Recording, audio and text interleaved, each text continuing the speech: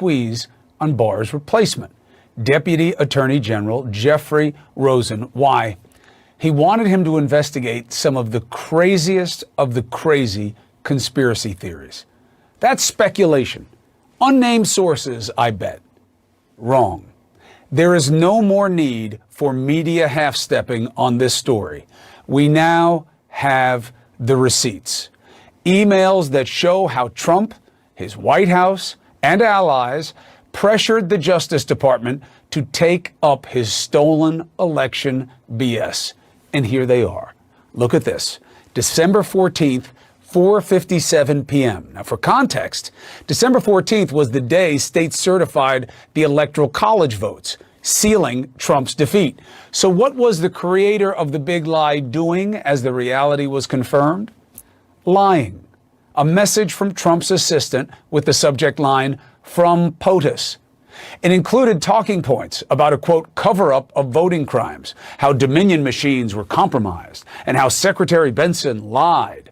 All of this in Michigan, where Trump lost.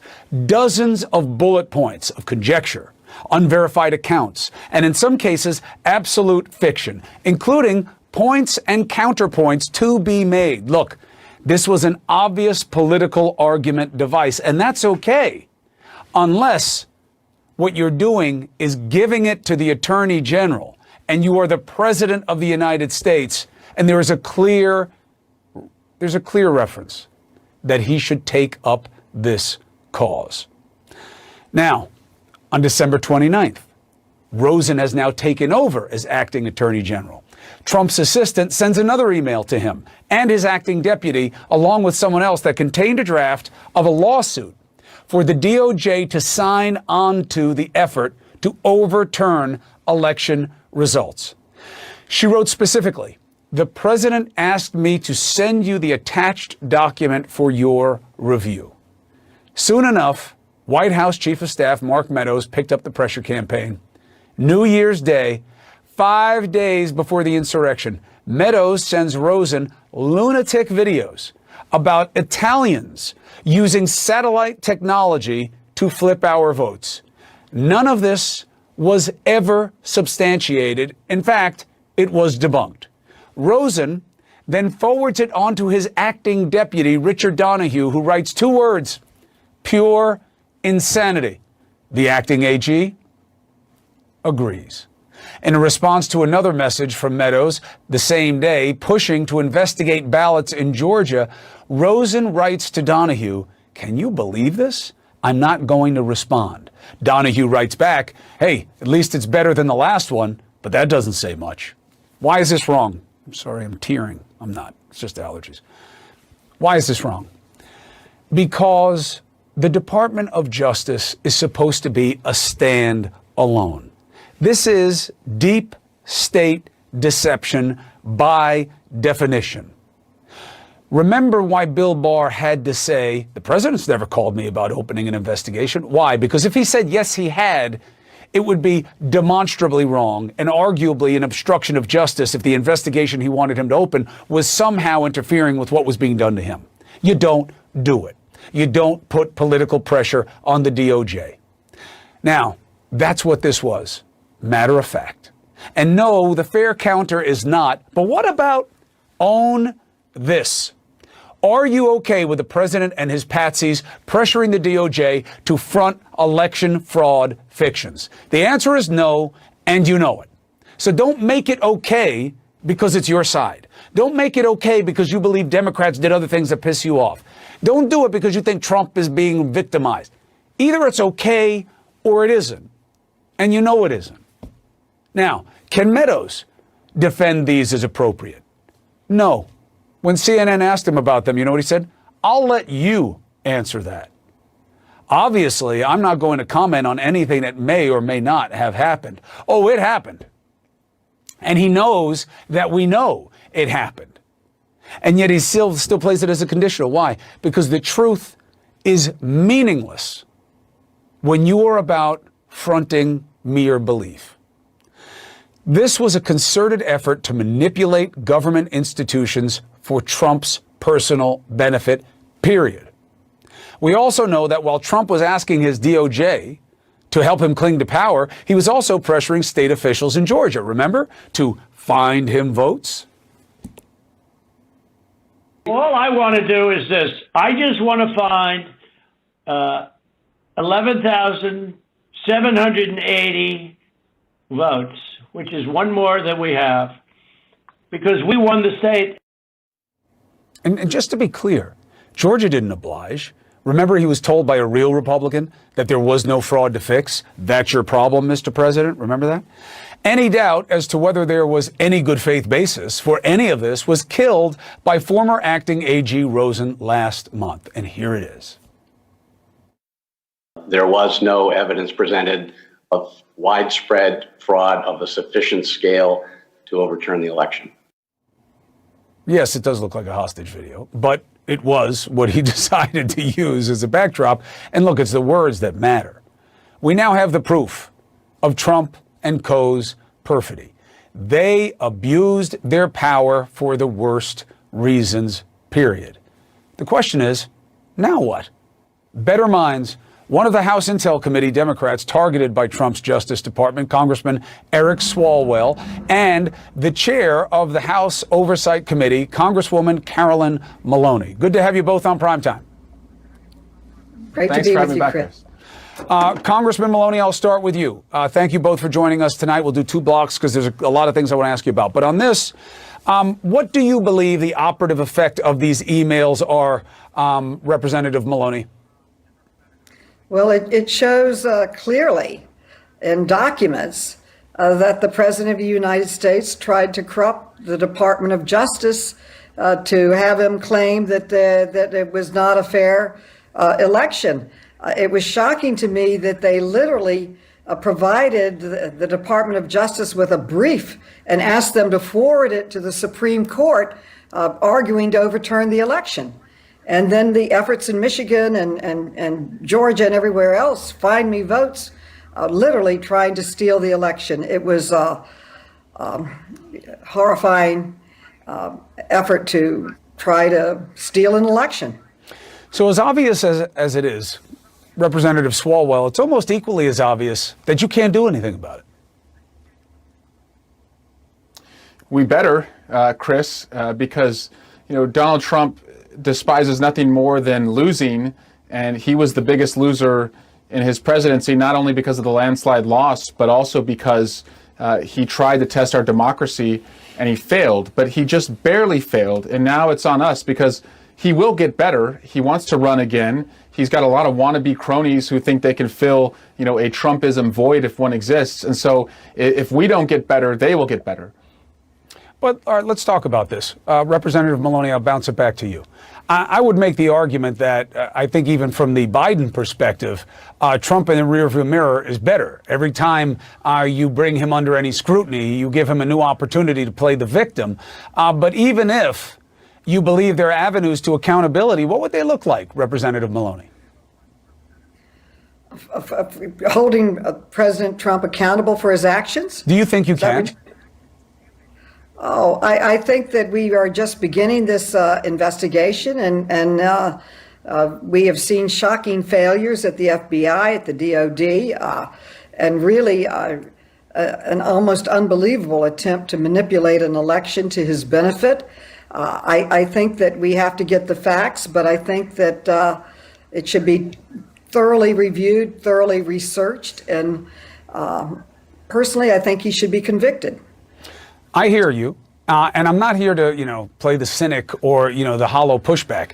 But Representative Swalwell, we need to know the truth, Representative Maloney says. Of course, but we do. We know about his role in paying off women. We have the checks.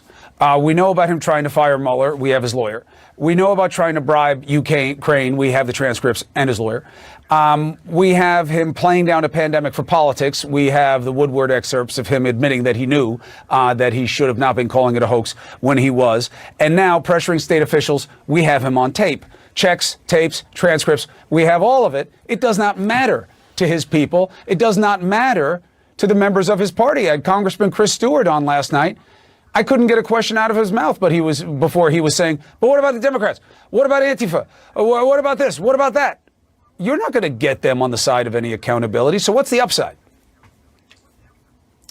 Well, one, I would love to be the prosecutor on this case, Chris, but knowing my act and my scene, I'm a legislator. So we should learn from this and pass Adam Schiff's Protect Our Democracy Act, which puts in place a fast track on congressional subpoenas, because we're way behind on this. We should have been able to get a lot of this information while he was president, but Donald Trump was a legal terrorist. He knew he could wait us out.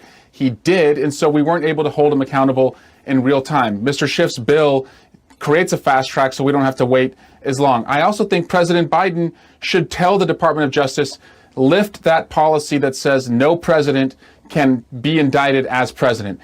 President Biden is not going to lead corruptly. He doesn't have to worry about that. But no president in the future should have that immunity to think that they can act so corruptly and they can just run out the clock and never be held accountable. So there's things we can do now to make sure that this doesn't happen again, whether it's Trump in the future or, another corrupt president, Republican or Democrat, that comes along. Okay, so you changed that rule, Representative Maloney. And if there were going to be accountability, do you believe that what you now know could sustain charges against Donald Trump? I've got to think that anyone who reads this knows how horrible the whole situation is. I thought I would never see the peaceful transfer of power disrupted, that an election was on the verge of being stolen. He almost succeeded in a coup, taking over the country. There is a lot of work to do. We definitely need a 9/11 type commission to look at all of this and come forward with recommendations that are based on the facts so that this never happens again. It is shocking beyond belief what we are unfolding in these hearings, and we are just starting. We just got these documents on Friday. We couldn't get them released before. Under Trump, we never got any document released. Finally, under President Biden, we are getting the documents that we requested in December are finally coming through. And what we are seeing is absolutely shocking beyond belief. So I asked these two lawmakers to stay with me through the break tonight to now talk about January 6th, why it matters so much and what the options are going forward, because you're not going to have this joint commission no matter what capitulations were given to the party of Trump, because they don't want it in the Senate. So what do these lawmakers think Speaker Pelosi should do about January 6th? What does it matter? What could be done? And we know what the stakes are, but what are the answers? Right after the break.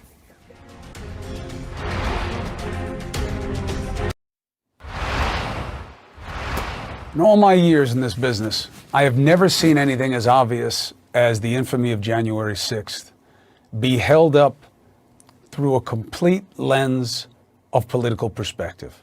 I've never seen anything like it. It's like literally 9/11 being seen as, something materially different than what we all watched and lived. And yet that's where we are. And it's happening on a lot of levels. And we're very lucky to have two big deal Democrat lawmakers who will be driving the train about where we go on this, because you're not getting a joint committee. The FBI director was back on the Hill today answering questions about the infamy of January 6th. And it's really telling that in the span of about a week, his answers seemed to change. Listen.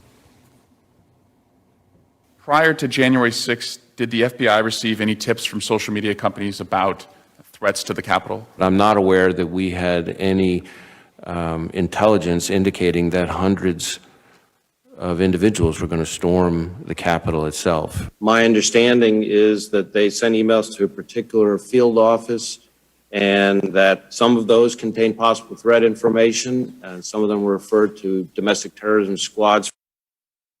We were very fortunate to have the two members with us who asked those questions, Representatives Eric Swalwell and Carolyn Maloney, who heads up the committee, the commission that brought us the emails about explaining what's going on with the White House. So thank you very much for joining me for a second segment here.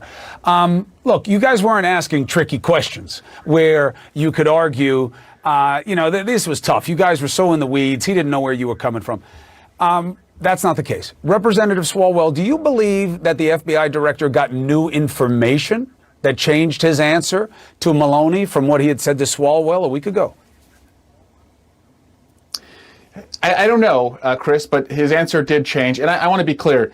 I do not blame the FBI for what happened on January 6th. This was Donald Trump entirely and the people that followed him. But it's our job to make sure in the future that law enforcement, whether it's the FBI or Capitol Police or DC Police, are better prepared. You know, I have an African-American staffer who said to me the day of the 6th, he was at the Capitol with me, and he said, you know what, boss? He said, if this was a black protest, this scale and this much online chatter about what they were going to do, he said, we wouldn't even be allowed to get on planes. We'd be pulled off planes in all these cities across America. And it just killed me that he thought that there were two systems of justice in our country, that, you know, if it was a Black Lives Matter protest, that there would be a lot more law enforcement. I hope he's wrong about that, but I do believe that we know Donald Trump intends to come back in August. That's what he's telling people. QAnon theories are out there right now that they're going to get more aggressive. So we can't be as passive as we were in allowing something like this to happen again. Look, Representative Maloney, I know you as the chair of the Oversight Committee these days, but literally you've been explaining things to me for most of my life. And one of the things that I can explain to you about this is, I don't know about two systems of justice, but I do know this. If the Republicans were the aggrieved, although I think they should be, about January 6th, people were looking for them. They wanted to hang Mike Pence. They put up a gallows. I believe that they would have had a concerted effort to never let us move past that moment. It is all they would have talked about. They would have demonized all of you. They would have done nothing if they had the power that you guys have, but look into every nook and cranny, and Biden wouldn't have moved an inch otherwise. Are they better at political warfare than the Democrats? Chris, we won the election, thank God. I think that we have more substance, and we're working for the right reasons, so I don't think they're better. And I think that we just have to work very hard on this. This is very shocking what happened. First of all, it has to be investigated to see how far the rot goes.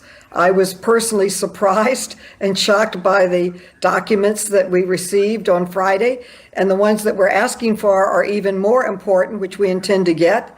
We need to thoroughly research this. I think you're right. We're not going to get a commission, because a commission would be looking at the President of the United States, and the Republicans certainly don't want to do that. So the best we can do is have a select committee, which I hope the Speaker will decide to do, but that the various committees that have jurisdictions, such as the one that I'm honored to chair, continue with their investigations. We revealed today in the hearing a shocking example of an intelligence failure at the FBI. We had 50 documents warning the FBI very explicitly from Parler on social media, this is war. Do not be surprised when we take the Capitol. All kinds of violent conversation. And the director of the FBI testified that he was not aware of this. Well, if that's true, that is a phenomenal failure of the FBI that's got to be corrected in the future. Quick follow-up. And in our hearings, this was the second one we had. No one was in charge. In the first hearing, DOJ said they weren't in charge. DOD said DOJ's in charge. No one even knows who was in charge. There was no planning. There was no coordination. It was a failure in so many ways, and we need to correct this. We need to strengthen our democracy. Quick follow. What do you want that you've just asked for in terms of documents that you believe are even more important than what you've gotten? Stay tuned. It's a good tease. You should be in my business. All right, so let me ask a different question. I will say, go ahead, please. Chris, you got to look at DOD. You got to look at DOD. They were just even more shocking than the FBI in their testimony today. This is the United States military, and they did not protect the Capitol of the United States when the Vice President's life was in danger, the Speaker's life, many, many members of Congress, their staff, the clientele working there. They couldn't protect the Capitol of the United States. We documented 12 times that they were called frantically. Come in, help us, send in the National Guard. And they decided that they were resisting going in. Why? We need more hearings. We need more documents. We need to get to the bottom of this. Why did the greatest military in the world fail at protecting the Capitol, and they were there? So at the same time, Representative Swalwell, that Maloney wants to move the train in terms of who knew what and when and why, you have equal opposite energy in the party of Trump, where I had Chris Stewart, and again, he's not known as being an outer fringe player, okay? You know him well, I'm sure, Eric. So he says last night, I think the FBI got it wrong. I don't think it was an act of terror. Certainly wasn't a coup. It's not an insurrection. It's no worse. In fact, it's not as bad as what we saw largely a summer or so before, where they were burning down courthouses and they were doing this and they were doing that, and nobody really cared. That's much worse. The American people believe that's much worse than January 6th. What do you think of that intent, let alone of the truth of the basis? Well, burning down courthouses is wrong, Chris. But I also saw last night in that interview that Chris Stewart said he voted to remove Marjorie Taylor Greene from her committee, and you had to later correct that he actually did not vote to do that. And so, Chris, John Dean said 50 years ago that there's a cancer on the presidency, and now we see that when Donald Trump was president, he was the cancer, and he not only destroyed rule of law, systems of justice, democracy, that cancer has persisted and has affected people who I had served with and really liked, like Chris Stewart, who are trying to rewrite history as far as January 6th. And look, this is now a party that is rolling with the cop killers. Paul Gosar today called the officer that saved so many lives an executioner. 21 Republicans voted against giving the police officers on January 6th the gold medal. And Kevin McCarthy still refuses, even though he's saying he would, to meet with Officer Mike Fanone. They are a dishonor the police party, all because that's what you're supposed to do to honor Trump. You dishonor the police. I saw you, I'll let you guys go, but I saw you, Congresswoman, smiling at the idea that I had to catch Stewart faking something that's so easy to know, which is which way you voted on something. And I know it's laughable because you're like, what, do you think he was going to get away with it? He will. Because on his side of the ball, they don't care that he gave bad information about his vote. They came after me for losing an interview, which I don't even think is possible. But that's how they play on that side. And I'm just telling you, it's often a winning strategy. But thank you very much. I promise you this show will follow all of your efforts all the way through. Congressman Swalwell, thank you. Congresswoman Maloney, as always, a pleasure, and thank you. Thank you, Chris. Thank you. All right, we will stay tuned. The most critical meeting of President Biden's first trip abroad is just hours away. And this isn't hype. It matters. Going face-to-face with Putin matters, especially now, because you know that Putin is an intelligence man. He's an intelligence operative. And he speaks English. He just chooses not to because it's part of the canard. Now, he got a free pass to mess with our democracy for years by the last guy, as Biden calls him. What is the best way to deal with Putin in this meeting? What has to happen? What can't happen? Why does it matter? And what does the mindset have to be for Biden? Those are hard questions to answer, unless you know someone who knows all about Putin, how he worked last time, how he wants to work this time, and wants to help Biden be in the right place for the sit-down. So we can get our answers next.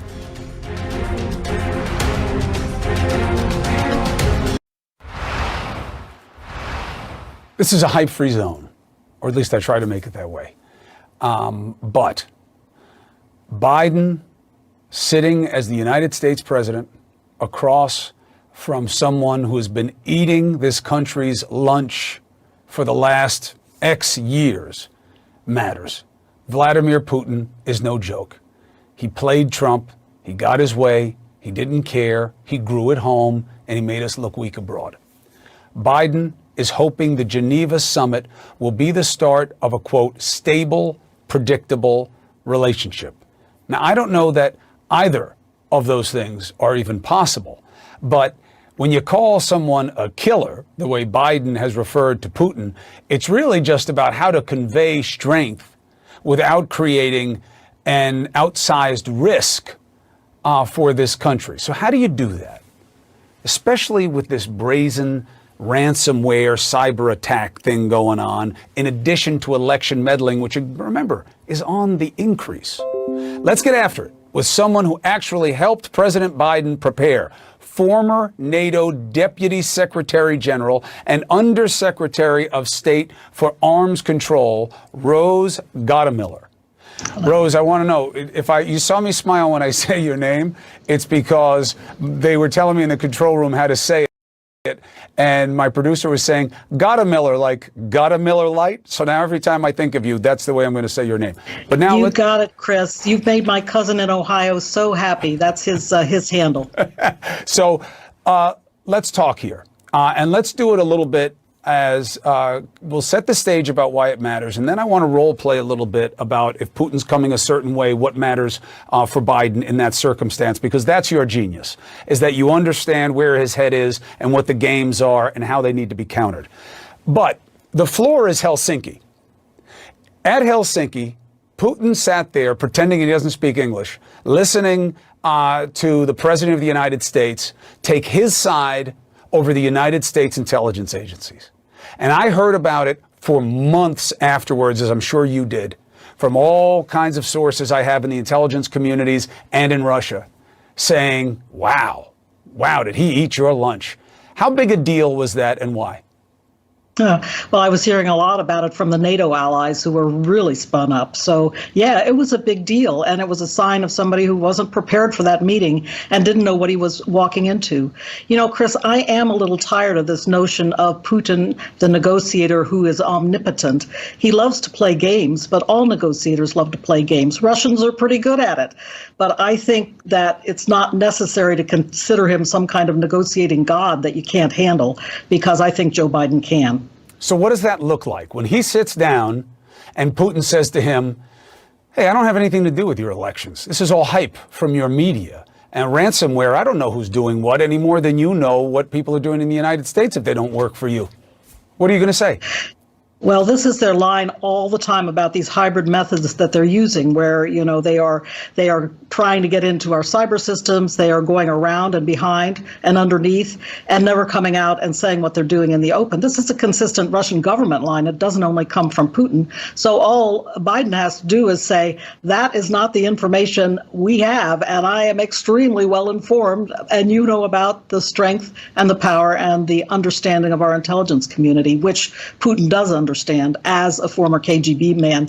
People love to say that. He is a former KGB man, but don't forget he's been president of the Russian Federation since 2000 now, and he's gone a long way from his time as a lieutenant colonel in the KGB. So does Biden have to overwhelm with information, or is it about resolve? Is he there to make the case, or just to have a stone face looking at Putin and saying, I know what you did, and you're not getting a pass. I'm coming for you. Like, how strong is the right posture? I think that it depends. They both said publicly that there are areas of mutual interest for the countries, that they want to ensure, for example, that we don't end up in a nuclear war. And so, therefore, they're going to continue to talk about nuclear stability and how to get a handle on nuclear weapons, how to reduce and limit nuclear weapons. These are mutual interests, not only for Russia and the United States, but for the globe as a whole. There are other areas that they need to work on together. And I've been interested to hear Biden say, let's sit down and talk about Ukraine together.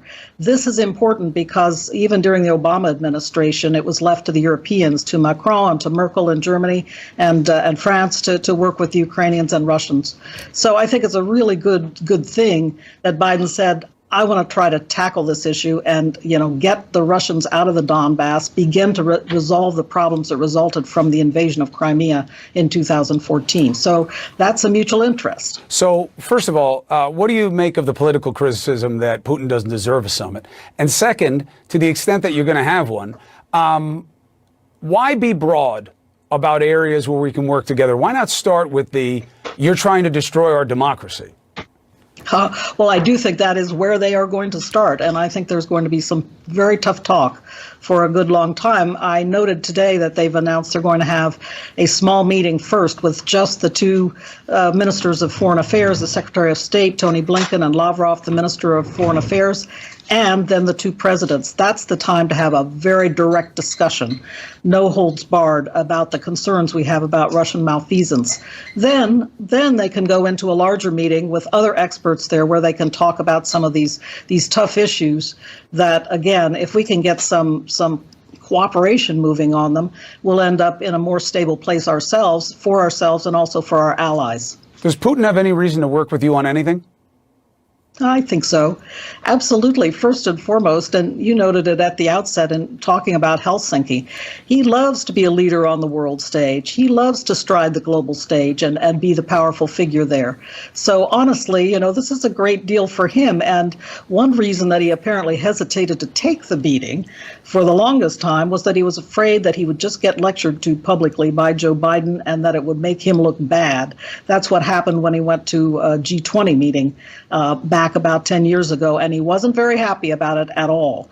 So I think that he is feeling also anxious going into this meeting and thinking, how can I come out of it looking like I'm a leader on the global stage? So it'll be up to Biden both to convey our concerns strongly, to make sure that he understands in no uncertain terms, but also that the public understands. That's important, that they're not going to have a joint press conference where, again, Putin can play games.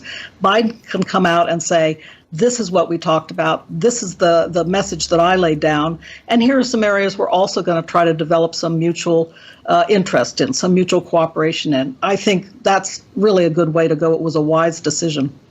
Rose Gottemiller, do me a favor. After the summit, will you come back and help us understand why what happened? I certainly will. I'll be happy to, Chris. Thank you very much. Appreciate you kind of setting the